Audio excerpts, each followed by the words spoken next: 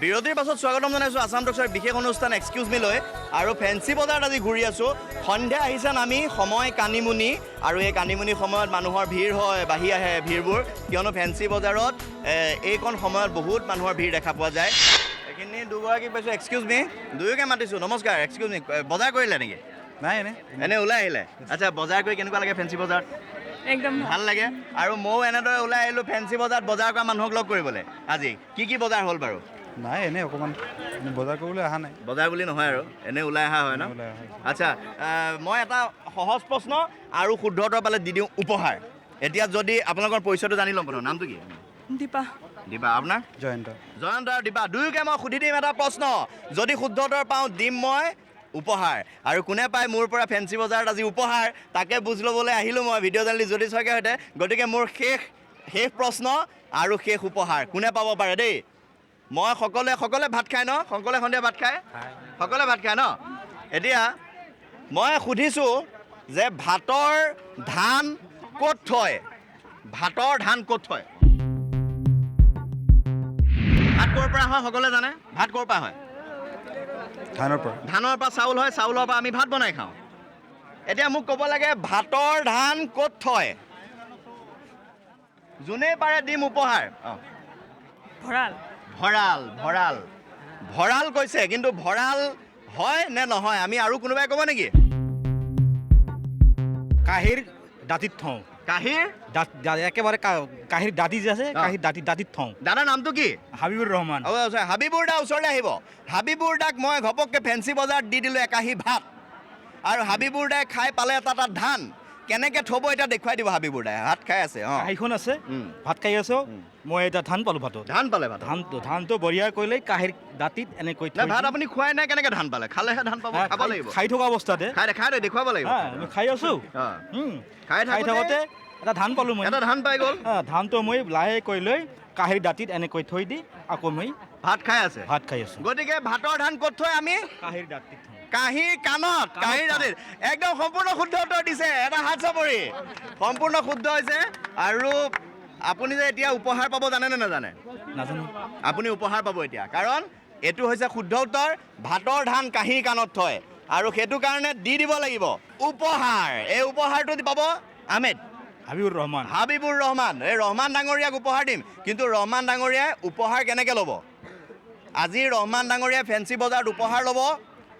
মই এনেকৈ ক'ব আপুনি, মই আছাম টক্সৰ এক্সকিউজ মি উপহাৰ পালোঁ, হি হি হা হা, এটা হাঁহিব লাগিব। আকৌ এবাৰ কৈ দিয়ক।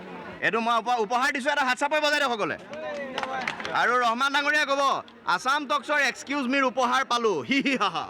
আছাম টক্সৰ এক্সকিউজ মি উপহাৰ পালোঁ, হি হি হা হা। আৰু বৰকে ভাল লাগি গ'ল, বহুত ভাল লাগি গ'ল। এনেকুৱা মানুহ বহুত পোৱা যায়।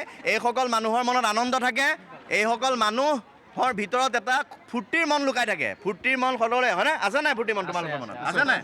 আৰু এটা ধুনীয়াকৈ মিচিকিয়া হাঁহি মাৰি দিয়ক। এইটো মিচিকিয়া হাঁহি আচলতে মানে ফুৰিবলৈ যায় নে নাযায়? আগতে কাৰোবাক লৈ যোৱা হয় ন? গতিকে ফেঞ্চি বজাৰত এই ধুনীয়া পৰিৱেশটোৰ মাজত আমি আজি বিদায় লওঁ আপোনালোকৰ পৰা। কিন্তু বিদায় লোৱাৰ আগতে লাও পুলি কোনে ৰুব? এতিয়া লাও পুলিটো ৰুই পেলাইহে বিদায় লওঁ ন? গতিকে লাও পুলি লৰাই ৰুলোঁ, ৰুলোঁ লৰাই লফা, এই লাইনটো মোক কোনে কৈ দিব? দাদাই কৈ দিব। তেনেহ'লে দাদাই কৈ দিব এবাৰ, লাও পুলি লৰাই ৰুলোঁ, ৰুলোঁ লৰাই লফা। লাও পুলি লৰাই ৰুলোঁ লফাই। আৰু এবাৰ, লাও পুলি লৰাই ৰুলোঁ, ৰুলোঁ লৰাই লফা। লাও পুলি লৰাই ৰুলোঁ লৰাই লফা। লফা। আচ্ছা, দাদাই ক'ব লাষ্ট টাইম, দাদাই ক'ব। ৰেডি দাদা? ৰেডি? এতিয়া দাদাই ক'ব। লাও পুলি লৰাই ৰুলোঁ লফা।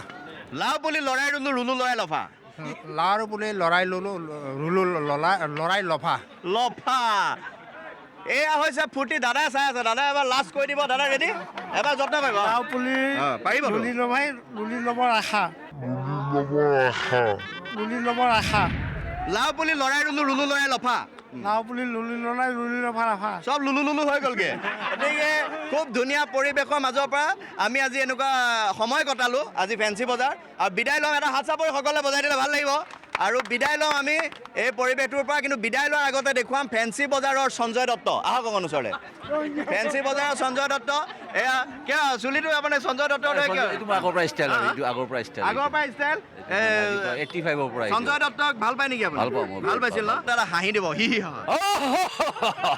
এইটো লাও পুলি লৰাই লুলো কৈ দিয়ক লাও বুলি লৰাই লুলো লৰাই লুবৰি এইটো বেলেগ হৈ গ'ল গৈ এটা ডায়লগ সঞ্জয় দত্তকে ডায়লগ মনত আছে নেকি संजय तो अमिताभ बच्चन लगो हाँ। ओ अपन का नाम है वो साइन जहाँ अपन चलता है जिंदगी में अकेला वो दाएं बाजू अपन नहीं देखता है हाँ, अपन का सीधा इंसाफ देखता है अपन अपन हेलो, अमिताभ बच्चन? आए वो ऐसे ही है আচ্ছা অমিতাভ বচ্চন আহি গ'ল আমাৰ ফেঞ্চি বজাৰলৈ আৰু ৰূপটো দেখাত লাগে সঞ্জয় দত্তৰ দৰে আচ্ছা অমিতাভ বচ্চনে ফেঞ্চি বজাৰত কেনেকুৱা পালে অমিতাভ বচ্চনে ক'ব अमिताभ बच्चन का वो चला अपन अभी अब जो रिलीज हुआ है सरकार 3 वो भी देखने का चीज है और वो गाना भी बहुत अच्छा लगता है मेरा पास तो खाली माँ है और माँ चलेगा माँ चाहिए माँ चाहिए फैंसी बाजार नहीं चाहिए नहीं फैंसी वजह तो चाहिए फैंसी वजह अपन सब लोग को लेके चलना चाहिए ना अच्छा फैंसी वजह जितना भी है वो सबको लेके चलना होगा रंग भर से भीगे सुना रंग भर से चुनरिया रंग भर से चायो होली